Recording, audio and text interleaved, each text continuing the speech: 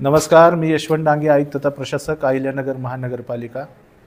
अहिल्यानगर महानगरपालिकेची नागरिकांकडे घरपट्टीची वाढती थकबाकी लक्षात घेता तसेच नागरिकांकडून शास्तीमध्ये सुटीबाबत वारंवार मागणी होत असल्यामुळे लोकभावना आणि जनहित लक्षात घेता आपण घरपट्टीचे वरची जी शास्ती आकारणी केलेली आहे ते जानेवारी महिन्याअखेर आपण 31 जानेवारीपर्यंत त्यामध्ये शास्तीमध्ये 100% माफी देत आहोत.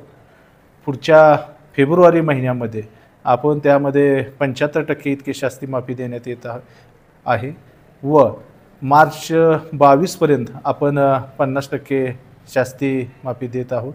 माझ्या अहिल्यानगरवासियांना आव्हान आणि विनंती आहे की या शास्ती माफी सवलत योजनेचा आपण फायदा घ्यावा आणि आपल्याकडे वर्षानुवर्षे प्रलंबित असणारी जी घरपट्टी आहे, मालमत्ता कर आहे किंवा ज्याला आपण प्रॉपर टॅक्स म्हणतो तो आपण भरावा आणि महापालिकेला सहकार्य करावे.